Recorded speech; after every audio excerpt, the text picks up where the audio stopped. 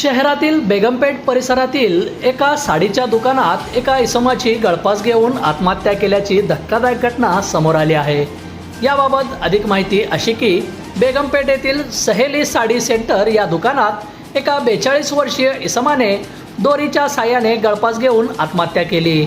नदीम अली राहणार चांदपूर लोधेने सीतापूर उत्तर प्रदेश असे गळफास घेतलेल्या इसमाचे नाव आहे। घटनेची माहिती मिळताच पोलीस घटनास्थळी दाखल झाले असून मृतदेह शवविच्छेदनासाठी सोलापुरातील शासकीय रुग्णालय अर्थात सिव्हिल हॉस्पिटल येथे पाठवण्यात आले आहे। आत्महत्येचे कारण अद्याप अस्पष्ट असून घटनेचा पुढील तपास पोलीस करीत आहेत।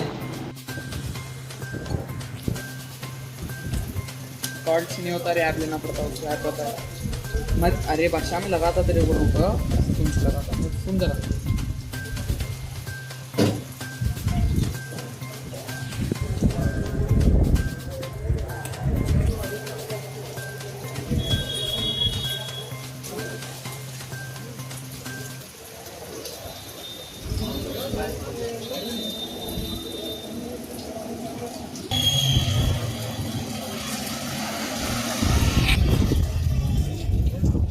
बंधुप्रेम न्यूज चॅनलला लाईक, सबस्क्राईब व बेल आयकॉन दाबायला विसरू नका। धन्यवाद।